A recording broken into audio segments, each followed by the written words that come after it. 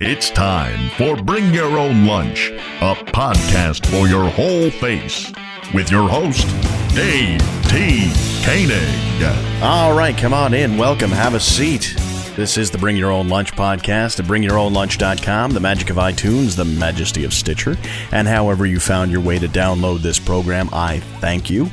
As you heard at the top, my name is Dave T. Koenig. I'm an actor, writer, director, producer, comedian, all-around swell fella. I once shared an elevator with Matt Lauer, and of course, the host of the podcast you're listening to right now, BYOL. That's the hashtag you can use if you want to tell your friends about our show. And if you do, man, that's just so cool if you do. Glad you can join us. This week, my guest is, man, is she a professional or what? Olga Merediz, or Olga Merediz, and we'll get into the pronunciation thing. But she has just an amazing career. She has been a star of Broadway, television, film.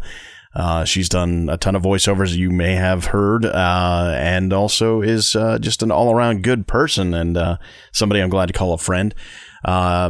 Olga's probably biggest role that she's known for is originating the role of the Abuela in the Broadway version of In the Heights. She performed that role throughout the entire run, and that show is beloved by many, many, many people. So I think she's still very well recognized for that one. But she's also in the upcoming season of Orange is the New Black, and she recently played George Lopez's mom in the series St. George that had a run on FX and is right now looking for a new home.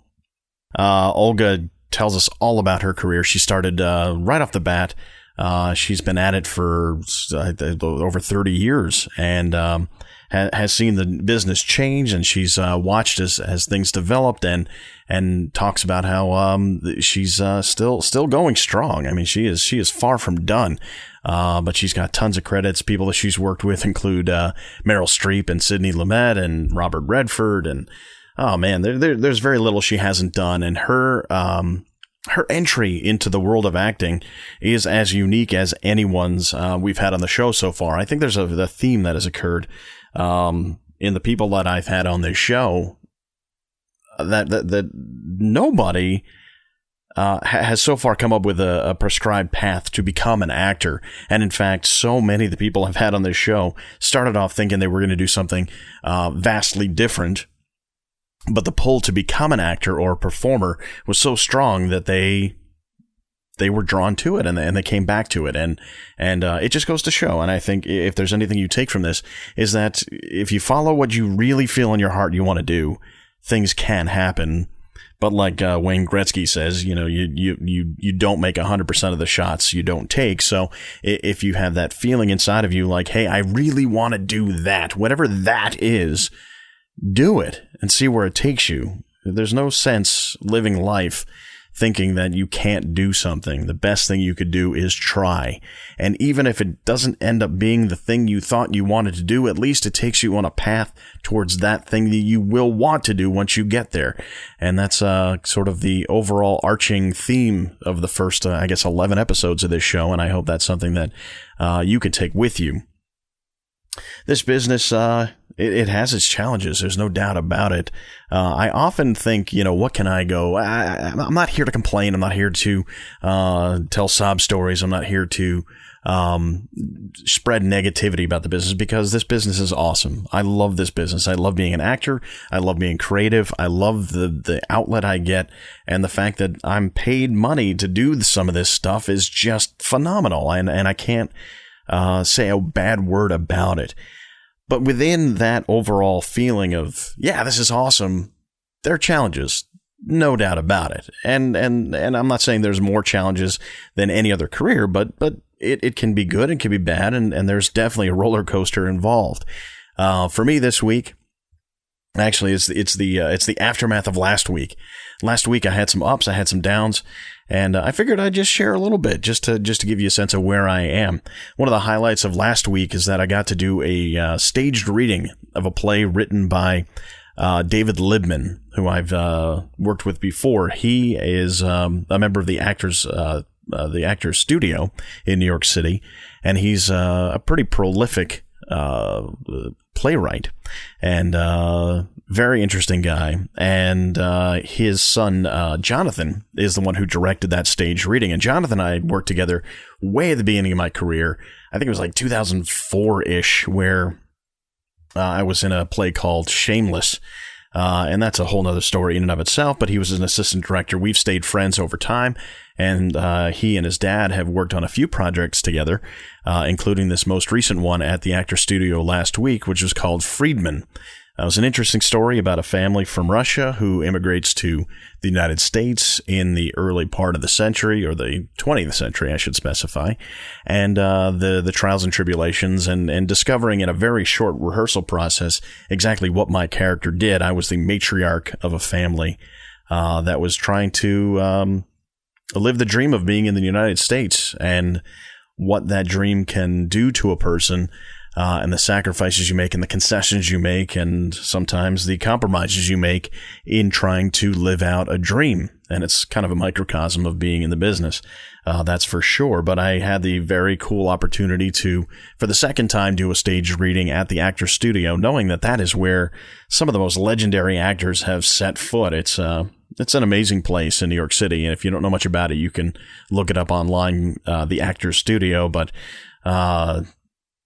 think of all the legendary names of New York acting, and they've at some point wound their way through the Actors Studio. And so being on that stage was a very cool feeling, knowing that I was a very small part of a major venue for performing, and it was very cool. And I have to thank both the Libmans, Jonathan and David, for allowing me to be part of that, which was very, very cool. I also had some auditions last week. I had auditioned for an internet commercial.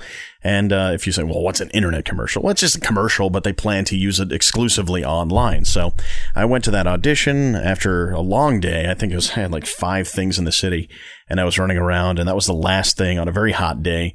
And I went into the audition. I did it. I had to like towel myself off before I went into the audition.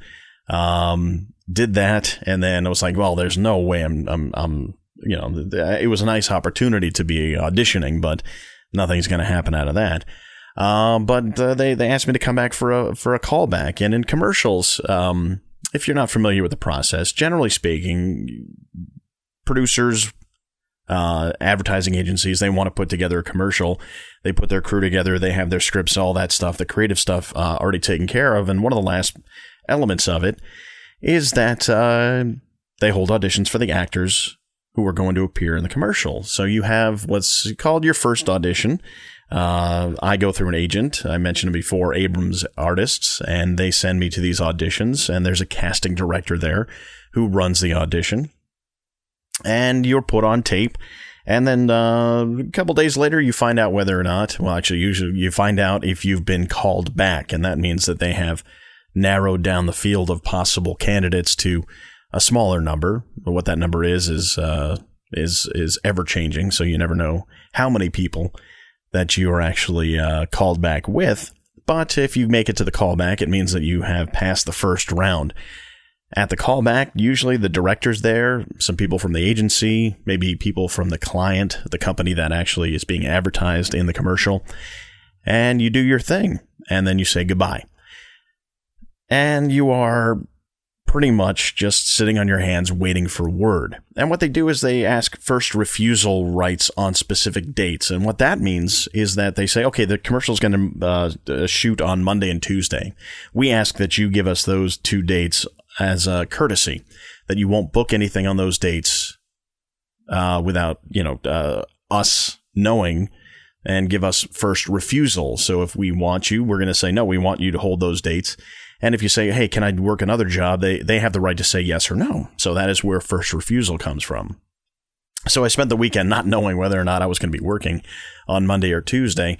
Turns out I was, what they say, released from those 2 days, meaning I did not get that job. And it's a bummer. It's not fun. You never want to, think that you're not the right person for the job, because you always want to believe you are the right person for the job. But if you allow yourself to dwell on it, you'll go crazy. And that's probably the biggest piece of piece of advice I'm going to give this week, is that if you take every audition to heart, if you really put all your hope and dreams into that one audition, you're going to drive yourself nuts. And you probably won't last very long because nobody can take that much negativity on a regular basis. And believe me, this business is more rejection than acceptance. But if you forget about rejection and you just say, okay, it's part of the system, you can then maybe look at it in a different way. You don't look at every day or every week or every month and start judging yourself whether or not you're doing well. You have to look well beyond that. You have to look at the year or the 2 years or the decade. Or hopefully, if you're going to be in this business, you're going to think yourself 50 years. How is everything going to look 50 years from now? And when you do that, you realize, okay, I might go on 200 auditions every year for 50 years.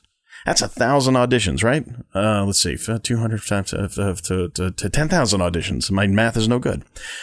And if you look at it that way, one audition really doesn't mean all that much. So you can just let it go. You know, my wife a while ago learned, and I learned, that I'm going to have to just go do the audition and forget about it. And then if I get called back, go to the callback and forget about it. Because honestly, otherwise, I would dwell on it. I would say, oh, what did I do wrong? Or why didn't I do this or didn't do that? Instead, I just accept the fact that it's out of my hands once I walk out of the building. So we have this routine down pat where if I go to an audition, I come home, she says, hey, how did the audition go? I say, fine, we'll see. And I won't ever really say much more than that. If there's a funny story to tell, I'll tell her. But otherwise, I don't sit there dwelling on it because 10,000 times, if I let each one of those get to me, I would never make it. And just as much, you never know when the positive comes around the corner. So as I speak, I'm waiting to find out if I'm going to be appearing on a network TV show. So while I didn't get the commercial, there are other things brewing. And there's always something brewing if you stay at it long enough. So that's really what I'm trying to tell you this month, this week, and this month. My whole career is just stay positive and don't dwell on the negative, because the negative will bring you down. The positive will keep you going. As always, have people to thank. Want to thank Banuba. They're the people who provide the music at the beginning, middle, and end of this show. Banuba.net. Go there, find out what they're doing, where they will be, download some of their music. They are as important part of this show as anything, including myself. The next New York Short Film Shootout. This is the last podcast until NYSFSO 3 on Tuesday, September 30th at 8 p.m. at Treehouse NYC, the Treehouse Theater in New York City, 154 West 29th Street. And we will be showing a great lineup of 5 films that we're really excited about. Me and Vinny Petrosini will be back at it to host that event. Hopefully you will join us and or get involved somehow. You can go to nysfso.com for information about the event and things moving forward. Hint, it just goes to our Facebook page right now, but maybe by the time you listen to this, maybe you're listening to this in April of 2015, and you're like, oh, okay, I'll go to NYSFSO. Maybe there'll actually be a website there, but for right now, if you're listening to this in, well, not real time, but in real order, or the week it comes out, let's say that. Yeah, that works, Dave. The week it comes out. Right now it goes to our Facebook page, but there's plenty of information there for you. And don't forget to check out Treehouse Theater. Treehouse used to be called This Theater for a short time, and way before that it was called the People's Improv Theater in its earliest incarnation back before they moved to the East Side. So go check out Treehouse Theater. Treehouse Theater NYC is the website for the theater where the New York Short Film Shootout will be held. Oh, hey, before we get into the interview, don't forget to go to bringyourownlunch.com for all the episodes of this program, past, present, and presumably future. Find us on Facebook, facebook.com/bringyourownlunch, and of course, follow us on Twitter, BYOL Podcast. We've got something called TFFF, which is Thanks for Following Friday. It's our own version of Follow Friday. So if you follow us, we'll give you a shout out every Friday for all of our new followers. So follow us there, and we'll make you will make you famous. And I did mention last week we were getting T-shirts up on the site. We actually had a little bit of a delay. I'm not happy with what's available to us yet, and we're trying to figure out a better way to do it. So we are just revamping things behind the scenes, but we'll keep you updated. If you want to buy an official logo T-shirt for Bring Your Own Lunch and show your support, that will be made available soon. But for right now, just stay tuned. And of course, as important as anything else, please rate, review, subscribe, share on iTunes. That's the best way you can help us grow.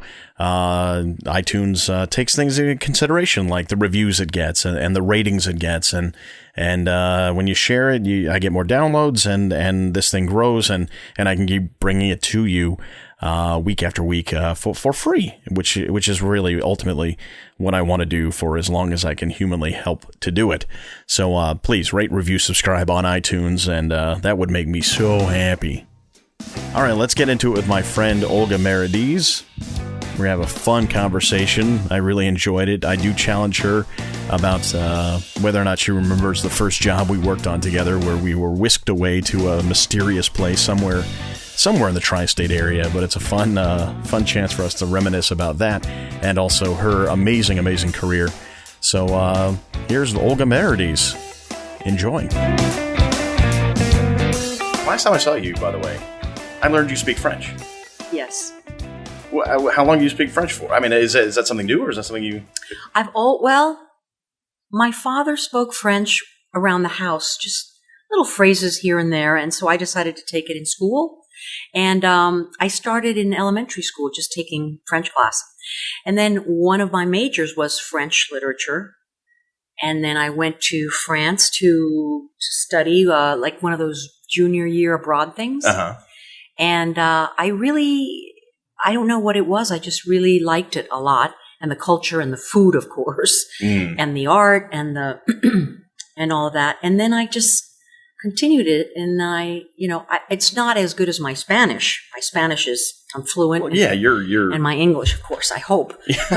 Are those the only three? Do you speak any others? No, that's it. I speak little bits of other languages, but just phrases here and there, like Italian and a little Portuguese, but just little, Is it true? And I have failed at several languages so far in my life. Well, I mean, English I think I'm okay with. I think so. I've done a little bit of French, but never pursued it. I've done a little bit of Japanese, never pursued it. And I know the bare minimum of Spanish. And they say, though, that once you get to know several languages, or more than one language, and you're up to 3, that the rest come much, much easier. Have you found that to be true? You know what? I think so, especially the Romance languages, because they share the same grammar. Right. The grammar and the structure of a sentence is very, very similar. So I know one phrase in Japanese, atama ga itai. That means my head hurts. Oh, really? Very useful, right? Yes, absolutely. I've gotten a big kick out of teaching my daughter to say a couple of phrases. Like do itashimashite, which means, oh, don't worry about it. Isn't that nice? Yeah. I like how that sounds. It has a very lyrical sound to it. It's I always love Japanese stuff, and part of it is the language for sure. Well, we're starting, so just so you know, we've started. We've started. Yes, it is underway. Olga. Now, I'm big on pronunciation of names, and I want to like Olga. Well, you know what? I cheat if I'm speaking in English. I say Olga Merediz, like Meredith, because it used to be Meredith, I guess, decades and decades ago. Oh, interesting. Yeah. And then I think it was an English officer that landed in Spain, and then the f was transformed into a Z. Okay. And so it's Meredith. But when I'm speaking in Spanish, I say Merediz. Merediz. See? But if I'm in Spain, I say Merediz. Oh, yes, like a Castilian kind of almost. So for our purposes today, I guess I'll say Merediz. Okay, Merediz. But if we split the difference, because my instinct is to go Merediz. Perfect. Because I'm not a Spanish speaker, and I can't like hit those little fine tune things the way that you can, and I'm very envious of. So you said you grew up, and your father spoke French. Where did you grow up? Well, I was born in Cuba. I was born in Guantanamo. Really? Al-Qaeda capital of the world. Wow. No, it was, it was a little town outside of the base. Mm-hmm. So it was a Cuban town. Okay. So there was the American base, and then outside of the base was a Cuban town of Guantanamo. And you are of Cuban descent. Nationality Nationality. by birth, yeah. Yes. And then I guess, after the revolution, I was a young girl. I was 5. We left, and we kind of escaped through the island of Jamaica. Wow. I mean, the Cubans have a lot of stories like these. I'm fascinated by these stories, by the way, because I mean, there's no two that are alike, right? Right. So, I mean, for you, it probably seems like it's your history, so it's second nature, and you probably have heard a lot of these stories. But so, what was it like? I mean, what memories do you have of being 5, and what did it mean to you to be moving like that? Well, it was very, very painful to leave everyone behind and leave everything behind, and we told everybody we were going on a weekend trip to Jamaica, and we'd be right back. Wow. But, of course, we had no intention of coming back. Amazing. So I just remember my parents going, be quiet, just be still, don't say anything, just be quiet. And my parents were strip searched at the airport. We were not. The kids were not. And then, we were able to, we couldn't take out any cash or anything. Just my mother and my brother had 3 watches underneath his little suit. And my mother had some jewelry. I won't tell you where she hid it. I probably can guess, and that's as far as we'd ever want to go. I'm exactly. Guessing. Yeah. So we had a little bit to go, to use when we landed in Jamaica, and then we went to Florida, and then we went back to the Caribbean to Puerto Rico, where I went to American schools, where they had football and yearbook and all that stuff, and I was a cheerleader, and I was in the musicals. So where was the school again? The school was in San Juan, Puerto Rico, and it was an American school, and it was an interesting school. It was mostly Americans, some Puerto Ricans, some Cubans, and everything was in English except the Spanish, the subject, the Spanish class, and that was taught by my mother. Oh, okay, sure. Wow. Yeah. So your parents are definitely. I guess risk takers is the best way to put it. I'm correct me if I'm wrong. I mean, that seems like a huge leap of faith and a huge leap of faith is probably the best word. I don't know why I came trying to come up with another one, but to make that kind of move, knowing the potential downfalls that can come with a move, leaving Cuba when you weren't supposed to. Right. Yeah. Well, we're like the wandering Jews. We're like. We kind of wandered for a little bit and then we finally landed back in the Caribbean until I had to go to college, and I went to Tulane in New Orleans. And then I was back in the mainland. That was that's a bit of a switch of a culture. I mean, I can only imagine for you that, had you ever been to New Orleans prior to that? No, I had never been to New Orleans. So why Tulane? Well, my brother had studied in Loyola, so he was there. And it had a very good foreign language program. And I was interested in the city of New Orleans because of the culture, the music, the food, of course. I mean, and, you can't do much better than that. Yeah, I was fascinated by that whole, the mixture of the French, the Spanish, the black, the Indian, and that melting pot that is New Orleans. Sure. It's sort of like a very musical version of New York City. Exactly. With nightly drinking out in public. Yeah. Yes. I mean that's my impression of New Orleans, for better or worse. So you went to Tulane for those languages, but prior to that, did you ever think about acting? Is this something that was? Well, I was always acting on the side as a hobby. Mm-hmm. I was always in the drama department, always in the music department. Mm-hmm. I was singing in bands. I was in the choir. I was in plays, but I was not. I guess I wasn't allowed. Subconsciously, I wasn't allowed to be an actor. You know what I mean? I had to sort of do it as a hobby. But I was doing a lot of it. I was doing a lot of acting, a lot of singing, but I couldn't. I guess I couldn't major in it or minor in it. I kind of had the same thing. Really? Yeah, because I did a lot of theater in high school, and then, but I defeated myself and thinking, hey, I can't have a career in that. I mean, I don't look like Tom Cruise. And I've said this on the podcast before, where it's like you put this idea in your head that you have to be a certain this or a certain that. But really, it's self-defeating, and it takes away opportunities. Yes, if you find yourself, like you found yourself really passionate about something, obviously, if you were spending a lot of time in theater, you had a draw there. There was something that drew you in. At what point did you allow yourself to investigate it more fully? I was at Tulane. Was it the year that I graduated or the year after? And I did Man of La Mancha in the music department, and I played Aldonza, and I said, this is really, I should give this a try. Good for you. Because I didn't want to be, 90, 85 and in a rocking chair going, I should have, I could have, I should have, If more people did that, if more people listened to that kind of voice in their head, I think we'd all be a lot happier. I think so. So what you did Man of La Mancha, and what kind of production was that? Was that a community production, or was that I guess that was a partial. It was the Tulane University musical lyric. What was that? The name of the theater? It was the theater of Tulane. Oh, okay. But you were already graduated by that point. I think I was. Yes. What were you? Were you just kicking around, or? I was. I loved New Orleans so much. I stayed. Mm-hmm. And I was a travel agent. Oh. Using those language skills. Yes, using the language skills.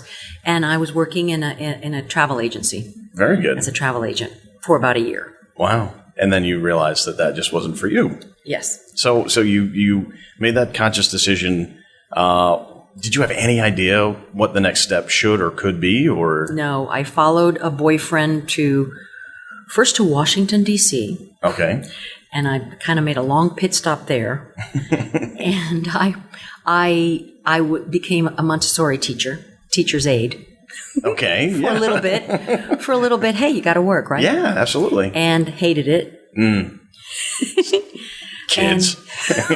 Well, because I also got my teaching degree at Tulane. Oh, okay. So, smart. Yeah. So I thought, well, let me start teaching, I guess. And I didn't like it. And then I auditioned for, Mr. Higgins? What is it? Not Mary Poppins. What was it? Is that My Fair Lady? Oh, yeah. Okay. Yes. But you didn't audition for the part of Mr. Higgins. No, I hope not. No. I auditioned for the part of the what was her name? I can't remember. But anyway, she was like the maid, the helper, and I had to have a British accent. Okay. Which I couldn't do a British accent, but I tried my best. Mm-hmm. And so that was a dinner theater. Uh-huh. And so I did a little bit of that for a while. And then I came up to New York. Wow. What said to you go to New York? What? What got you to come to New York? What said to you, okay, it's time to go to New York? I had a friend that was auditioning in New York, and I would drive him to his auditions from Washington to New York. That's a friend. That's a friend. You're a friend. That's I am with a a friend. capital F right there. And then I said, why don't I do it too? I should do it. Yeah? And so it happened pretty quickly. In a matter of a couple of weeks, I was at an open call, and they picked me. When you stand in a line and they pick you, they typecast you. Yeah. And they cast me in the lead of a off-Broadway musical that was going to Broadway in a matter of a couple of weeks. That's unbelievable. I was still living in Washington, hadn't even moved here. That's crazy. Now, if you don't mind, what year was that?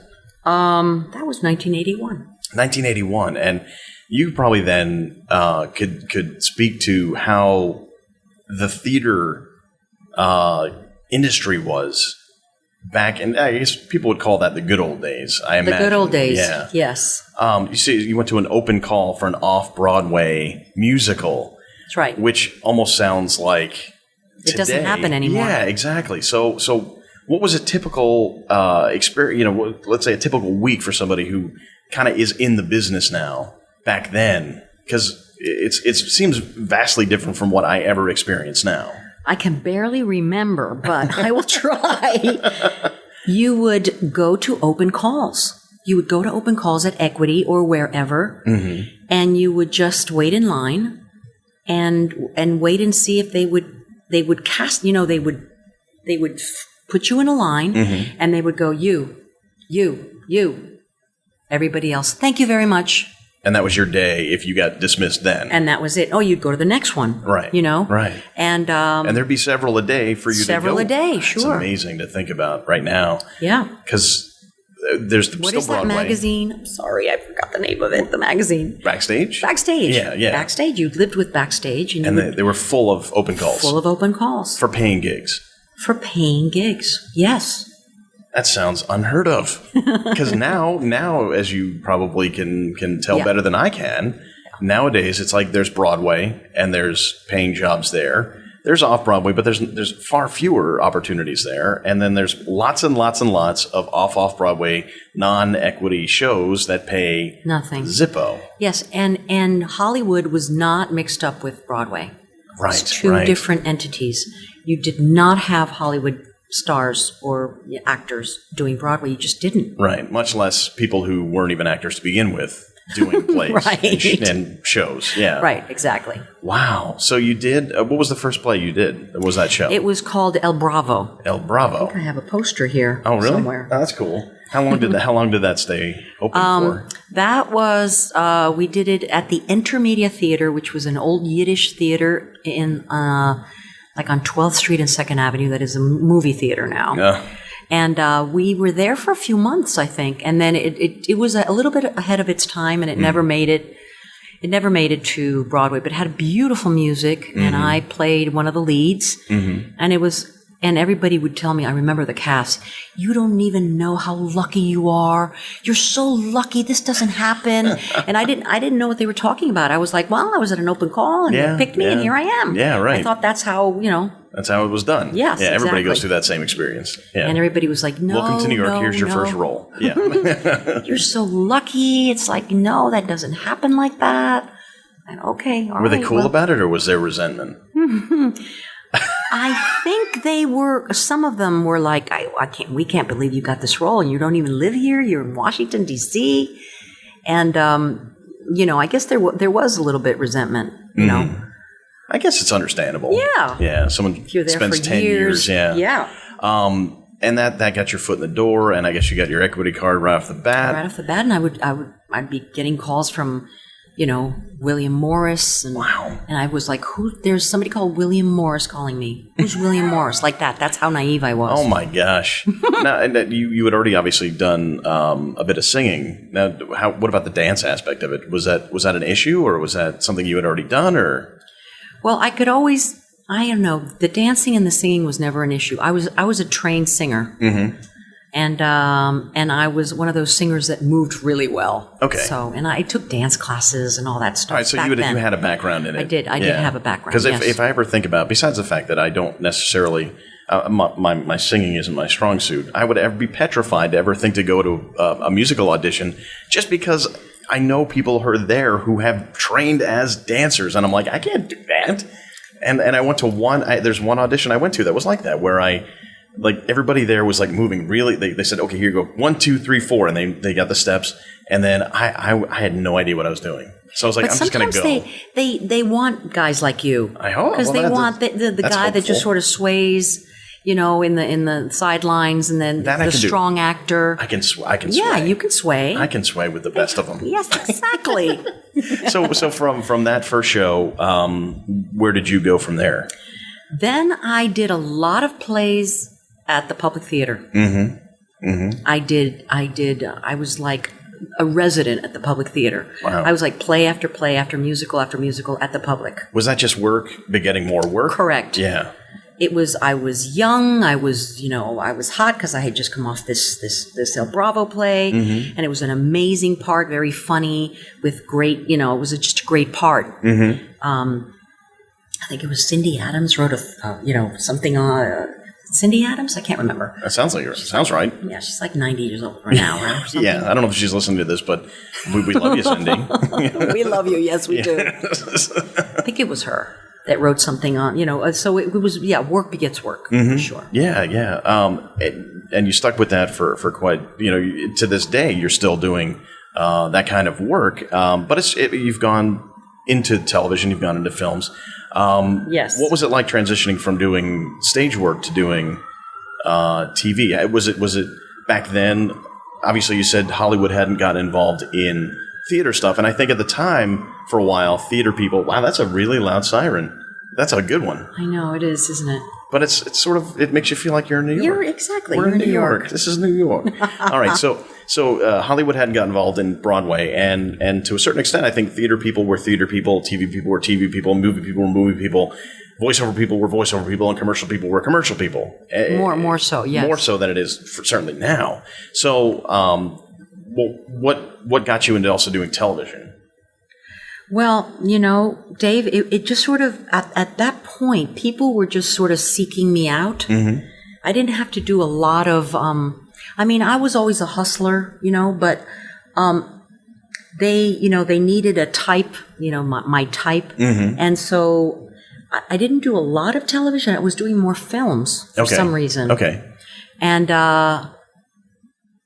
so I started doing films, and I really didn't know what I was doing. Yeah, I mean, it is a different discipline. So if you haven't, you obviously came into it from a very pure, I want to do this, let's get started. And you did just immediately start working. Right. And then it's sort of like, okay, we're working a lot. Yeah. So you had to learn to transition to a much smaller space. Mm-hmm. If you're acting and if you're listening to this and you're like, I have no idea what Dave's talking about. When you're acting on a stage, you have to reach the back row. Correct. With your face and your energy and your emotions.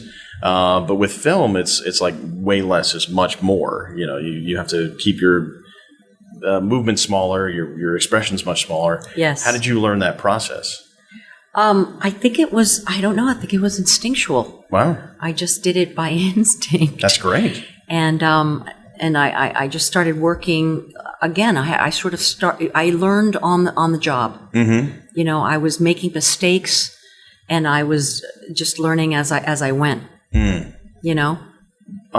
For you, what was the job that said to you, okay, this is where I want to go next? Because you had the career on Broadway, then was there a job that you were like, yeah, okay, this is bringing me a completely different direction? I mean, you might have had bit part. What was the first film experience, let's say, that said, okay, let's do some film now? Mm-hmm. Well, I every time I did a film, I really liked the medium, and I really wanted to do more of it. Mm-hmm. I liked the intimacy of it, and I liked not having to repeat it 1,000 times everything week. I'm sorry, I don't mean to cut you off. It's just like everything you're saying is like that's exactly why I do more film and TV, because Is that how you feel? Absolutely. It's like I love putting everything into hopefully just a handful of takes, and then you just let the world have it. That's right. As opposed to being in a play where 8 times a week, up to, or it's 8 nights or eight shows a week. Yeah. Jeez, 8 shows a week. You're trying to recreate that same moment for the people who are paying good money to see you perform. It's like, I much rather just lay it on the table once and walk away. I'm glad you said that, because a lot of people don't, I don't know, they don't think that way. Yeah. Or maybe, if you're a star, you can do a play for a few months. True. But if you're not a star, you got to sort of hang in there for a while. Sure, and there are plenty of examples of people who have had really healthy Broadway careers, but you wouldn't know them walking down the street. Exactly. So, you do have to be dedicated to that. And I think there's a certain thing that makes us actors. Like it's in our DNA to be actors, but even within just acting, there are subdivisions. Can you handle 8 shows a week? Mentally, is it in your DNA to do that versus... It was when I was younger. I mean, I lived for theater when I was younger. Sure. In my 20s and 30s, oh my God. I mean, I lived for being on stage in the 8 shows a week, and it was... And the repetition worked for you. Yes. Yeah. But then I guess as I got older... it just started, I started getting weary and sort of wanting to do more film and television. And it was getting harder to do the 8 shows a week. Yeah, I mean, I've never done it. I've never had that experience, and well, you're an athlete. Yeah, you have to be. You have to be an athlete. You have to be an athlete, and you have to have a tremendous work ethic. And I respect everybody who does it. It's so much, and not that I would turn it down, not that I would ever shy away from it, but it's like I'm aware of how hard they must be working to do that kind of work 8 times a week is yes. a lot. Yeah. You have to take care of your voice, your body. You have to sleep well. And then you're up. You're after a show, you're up. But you gotta get some sleep right away because you have a matinee the next day. Right. So right. it becomes like, half of Broadway is on Ambien. Yeah. Because you need the sleep, but then you're so wide awake after a play or a show. Sure. That you can't go to sleep right away. The adrenaline, and then the adrenaline. Managing not just the adrenaline, but the crash. Like that's always happened to me too. When it's like when I do a stage show. It's like the adrenaline level is so high, and then afterwards, the next day, it's like I've given everything I had to wake up the next day and do it again is an impressive feat of humanity as far as I'm concerned. Yes, it's very hard. People are not aware. When I go see a Broadway show now, I'm very aware of that. I look at the actors and I go, I wonder how tired he is. Yeah. And he's still, or she is still doing, 150%. Is putting it out there and just doing magnificent work. And I really admire them. Yeah. It is impressive. It's also really funny that you say half of Broadway's on Ambien, which is probably not what was going on in the 80s. I imagine it was completely different drugs. Different drugs. Yeah. Yes, the real deal. And real drugs. You saw that firsthand. I saw that. Yeah. I'm very sensitive, so I can't. I drink coffee and I'm jumpy. I can't do any. Yeah. You don't strike me as I can't do any of that stuff. Hard partier type. Yeah. But I witnessed, backstage people doing drugs for sure. Yeah, I'm sure you saw a lot of people change in many different ways, throughout the years. You had to do what you had to do those 8 shows a week. It's not easy. No. But I think probably it's not great. Ambien's not a perfect solution, but at least they're not strung out on cocaine or something like that. Yes, exactly. Exactly. So you had an opportunity. I want to kind of go back to Broadway, but In the Heights. In the Heights was amazing. Was that like the special one for you? That was the special one. It was an amazing, heartfelt show. Lin-Manuel, the creator, was just, I'm very close to him. And the part was just a wonderful part. I was nominated for a Tony. And I had to sing this amazing song every night, which was very hard because it was very emotional. It was technically a very hard song. And, you had to rev up for it. And, it was a very, very special show. How did you get involved in it? Well, what happened was that I had done another part in all the readings and workshops. I had done another part, the part of the mother. And they could not find an old lady to sing that song and to do 8 shows a week. Sure, yeah.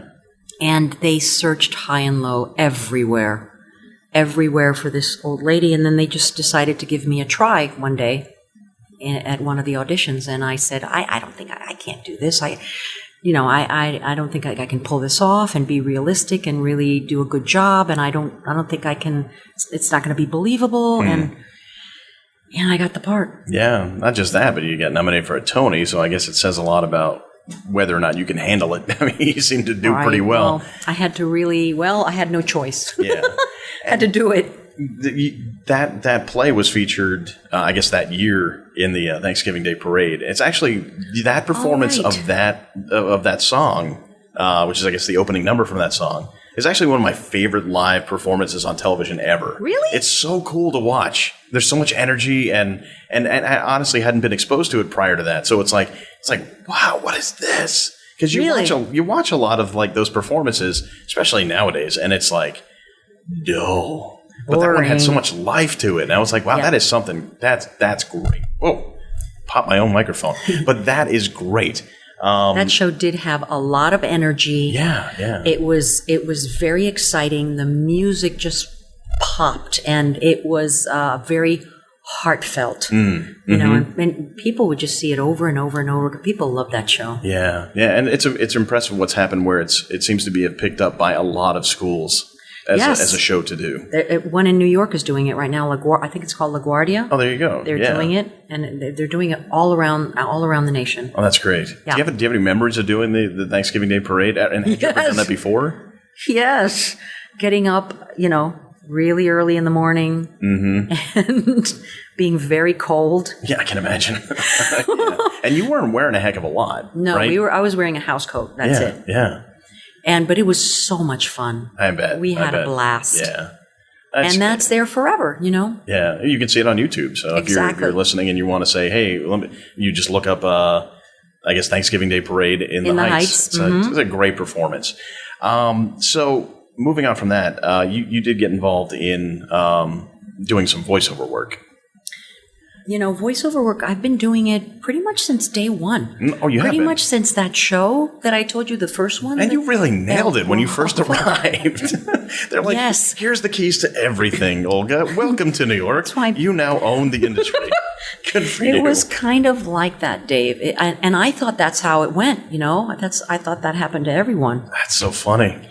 But what happened is I was playing this older lady, and so I would go to these auditions, and they were expecting this older lady, because I was playing an older lady then, too. Oh, I didn't realize that. So that's pretty sort of I was like 23 or something. And you just had the ability to play believably older. I guess. I don't know. I don't know what that is, but it's weird. Whatever the industry thinks it is, you're getting paid for it, so go with it, yeah. So I would go, at first, I would go to all these auditions, and they were expecting... Then I would show, they were expecting an older lady, and then I would show up and they would go, where is, what do you mean? Where's Olga? That's so funny. And so, but I did get involved in voiceovers right away. I didn't realize that. That's good for, geez, wow. Good for you. And again, I learned as I went along. Yeah.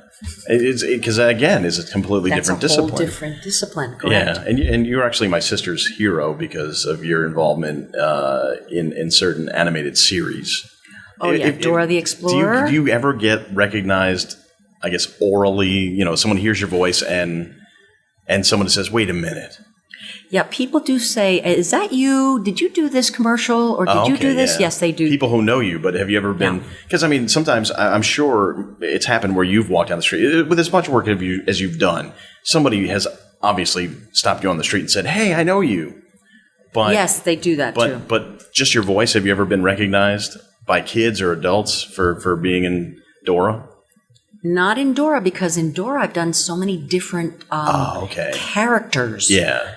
Like the little old lady, it's all cartoony versions. All kinds of cartoony kind of, So I guess there's none in. I have two kids, and I've never actually I've sat in front of Dora, but I've never actually listened. So I don't know if I've heard your voice. And one animals, way or the other. You do. Yeah. I've done animals. I've done a lot of singing. The teacher, just different characters. Are any of those your voice? Yeah, you have to kind of change your voice. I meant are there any your just normal speaking voice? Do you ever get to use that as a character?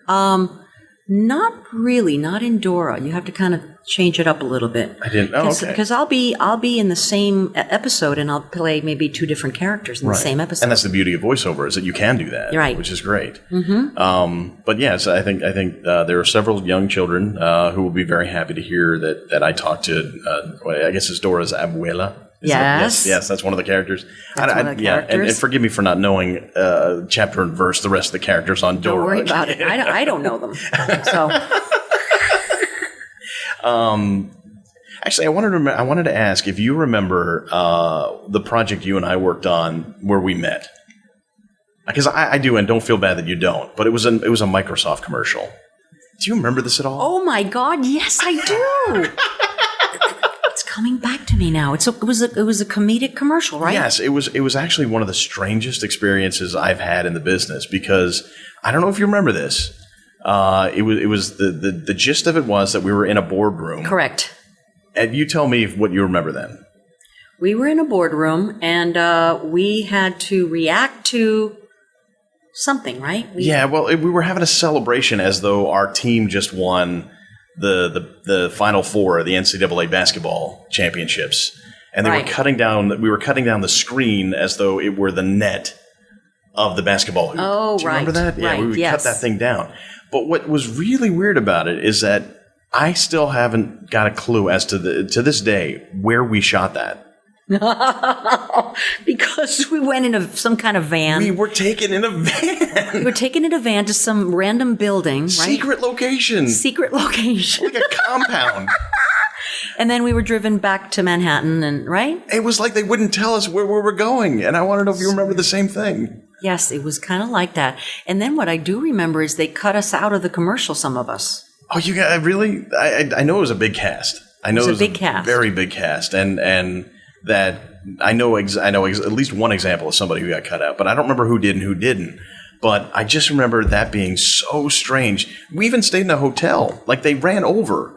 Like, they had this entirely huge cast of principals that they paid for one day of work, but suddenly they were like, we'll just come back tomorrow.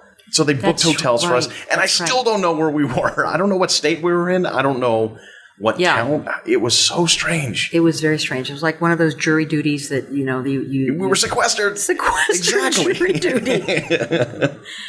Weird. I mean, have you ever had other experiences like that? They were just like super odd, like that, or. No, I think that was pretty odd. It was pretty odd. It was pretty odd for just a commercial. Yeah. It was really hush hush and. What year was that? Do you remember? 2004, maybe. I think that's when you and I worked together. It's amazing how time flies. My God. Yeah. Well, speaking of juries, what was your time like on Law and Order?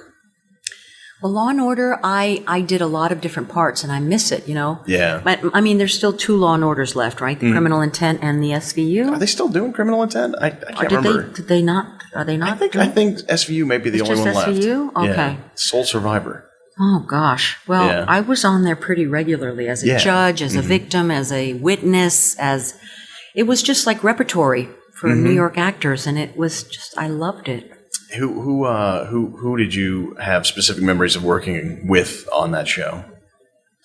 You mean actors or? Yeah, or production people. Jerry Orbach. Mm-hmm. How was he to work with? He was wonderful. Mm. And Mr. Big, what's his name? Chris Noth. Chris Noth. Yeah, right. I worked with him.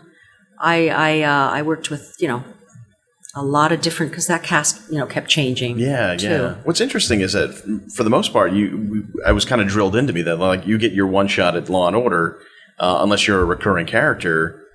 Because they go through so many stories, you don't come back. But I've now learned that there are people who have done multiple episodes of Law and Order, and it's very interesting. Before it used to be 2 years, and then you were back. I was 2 years, okay. But now, I don't know what SVU, I did one episode where I played a nanny. Mm-hmm. It was a great episode. Yeah. I remember that. The part was called Veronica Nash, and I haven't been back there in years. That was years ago. So I don't know what they do now. It's getting smaller and smaller, I guess.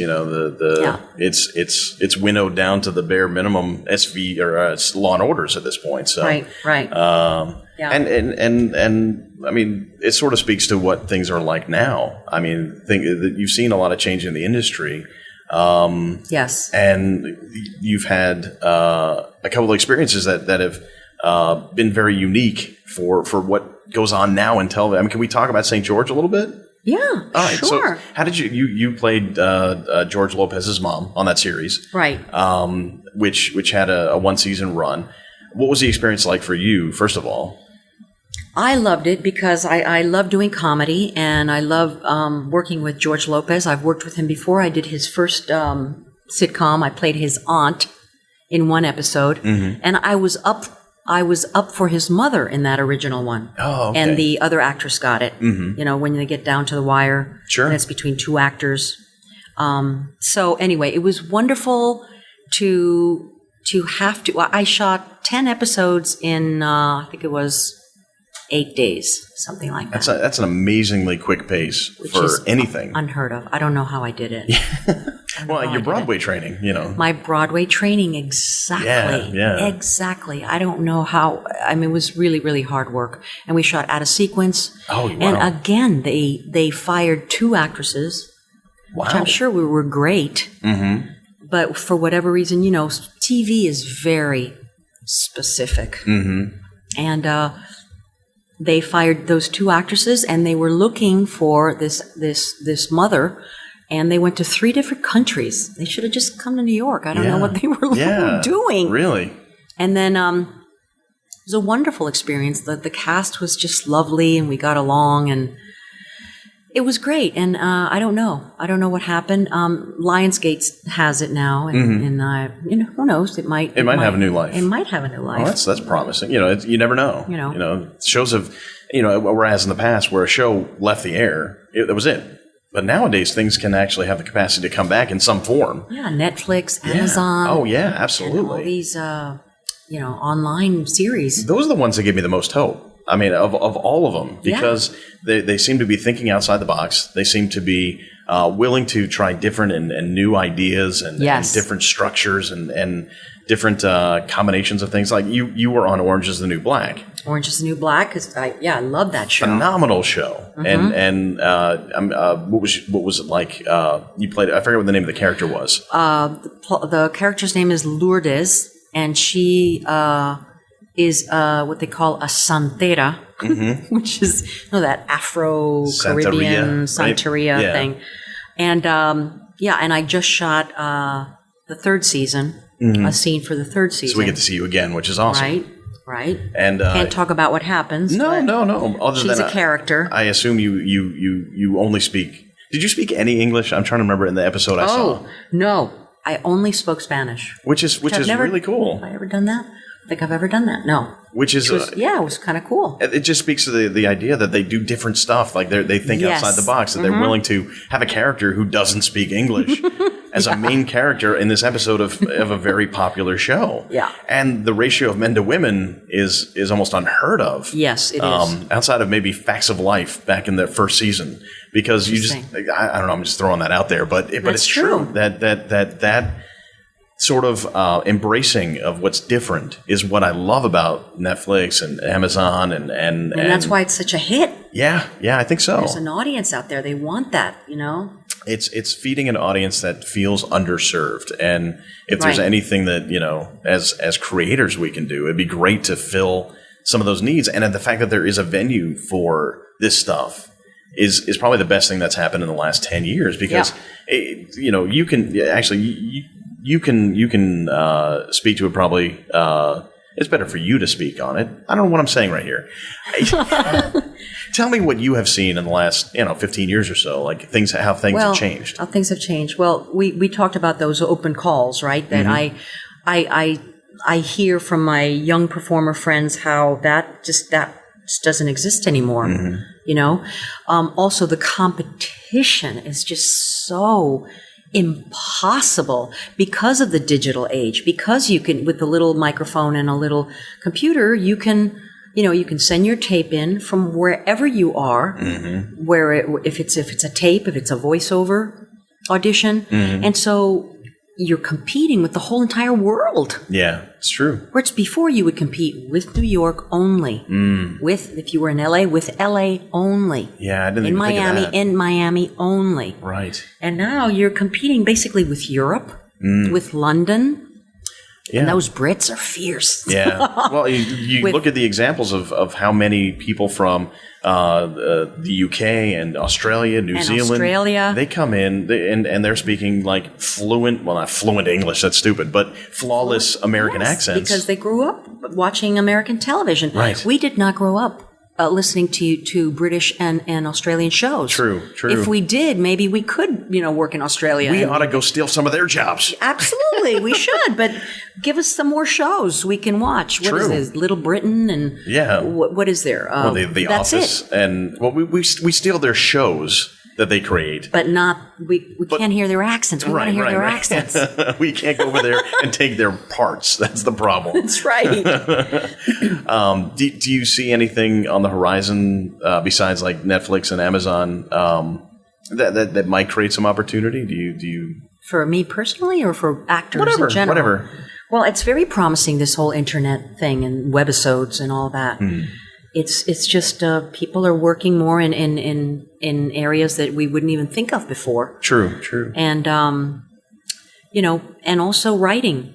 And a lot of my friends are writing. I'm also writing. I wrote 2 pilots with my writing partner, Clive Hutchby, who he lives in England, actually. Oh, so the technology is not completely against you, Olga. Yes, exactly. There's some positives to the technology. Yes. And so we have to do more of that and create our own jobs, because, it's a way to sort of still be in the game and compete and show your creativity. It's not easy, but it's there. Not easy. For the right people, I think you just have to adapt with the times. It was a certain way before, and now it's a new world, and we have to sort of embrace it, or we get left behind a little bit. Exactly. You have to change. Yeah. You do. Yeah. You have no choice. Yeah.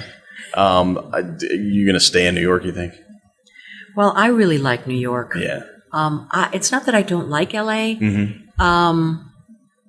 It's just that it's a whole different animal. People, we know the difference. Mm-hmm. But it's very isolating over there. You have to, drive. You absolutely need a car. I drive. I do drive. But to see a friend, you have to drive 30 miles this way. Your agent is 40 miles the opposite way to go, and you have to, and New York is a little bit more, it's more social. It's easy to get together with someone. Mm. I'll meet you today. Mm-hmm. At 2:00 on the corner of this coffee shop. Right. Even us doing this today, Exactly. we had to reschedule it, but it was easy enough to just because I was here and I just ran uptown. And I like that about New York. It's accessible. Yeah. And I also, because of the type of person and actor that I am, I fit in more in New York. Mm-hmm. In LA, I don't have a boob job. I don't have dyed blonde hair. I'm not thin. I think New York loves you the way you are. Exactly. And it seems like I LA love New York the way it is. Right. And I think it seems like LA wants you to kind of you got to get with the program in LA. You got to change. That's the sense I get. Yeah. Yeah. I hear so many stories, but it's like I've seen friends that move over there and they're like, put it perfectly though. Yeah. Who are you? I don't recognize you anymore. It is very strange, isn't it? And then you got to get your teeth done. The laminates, whatever the thing. Yeah. And the Botox and the bum, and it's endless. Crazy. It's crazy. Endless anti-aging, endless. And now this is the second time that same subject has come up in a row on this podcast, and I would like to firmly state right now that I think we should be allowed to just get old and have age jobs. Gracefully. Yes, I said it before and I'll say it again. It's like I would love to watch people age gracefully. If I like them at 25, I'm probably going to like them at 55. And it's a big problem, Dave. Yeah. Now I believe I'm putting a very easy spin on it, as if that I can snap my fingers and fix it. But yeah, I mean, it is a problem. Yeah. I think European directors are a little bit more lax, and they're just more accepting of that, I think. Mm-hmm. If you watch a European movie, sure, you see the actors, they look like real people. Yeah. Don't you think? Absolutely. I experienced it myself. I did, it was a web series I did in Norway, and it's like, they were like, oh yeah, you could be a lead here in this web series. And I'm like, what really? Yeah. Are you kidding? Why not? Yeah. Exactly. But that's not something that necessarily would be a given here, to say the least. So a little bit more in New York, maybe, but yeah. I don't know. Maybe things are changing. I think they're changing. Well, I'll tell you what. It's like 2 years from now, we'll have to do another one of these. We'll have to see if that particular aspect has changed. All of it. We're going to watch all of it. Yes, and we're going to report back in 2 years, and we're going to talk about what changed, what didn't, and where things are going. Perfect. Awesome. Well, how do people get in touch with you? Do you have a social, an online presence, like social media? I'm on Twitter, the Olga Merediz. Don't ask me. My agent gave me that handle. I would have just said Olga Merediz. No, the Olga Merediz. You don't think somebody else already had it? Maybe. Yeah. I don't know. I'm on Facebook. Mm-hmm. And definitely. Awesome. Contact me.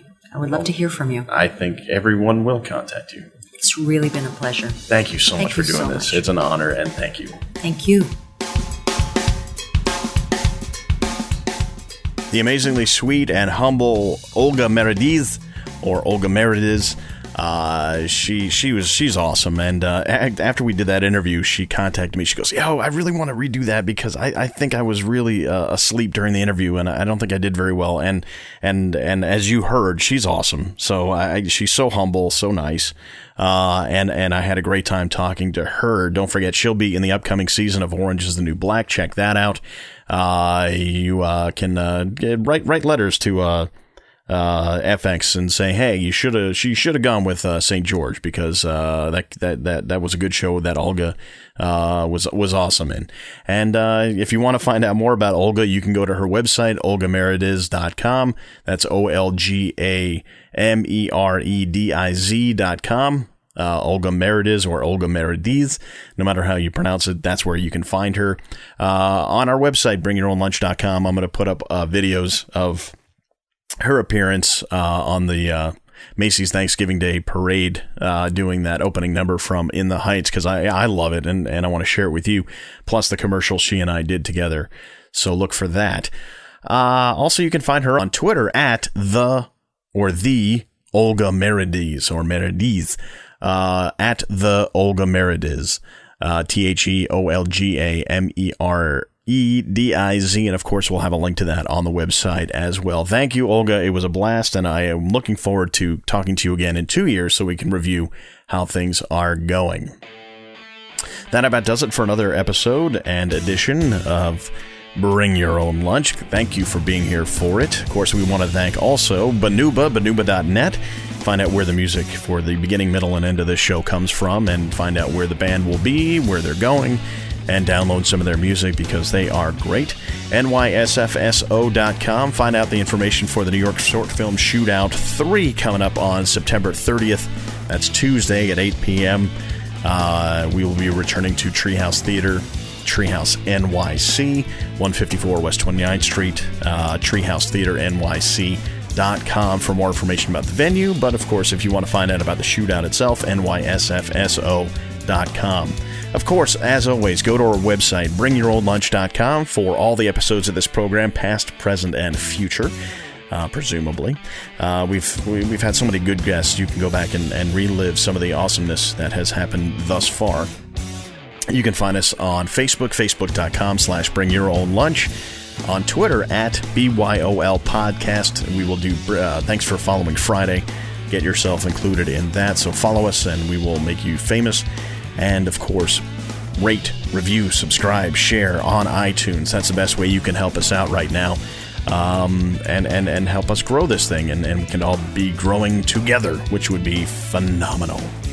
Stay tuned for the Jimmy Jack Cowpunch Hour, followed by Mansour and the Fish, and for another week until next Tuesday when I bring you another fantastic guest from the world of entertainment. This is Dave. I'll see you next Tuesday.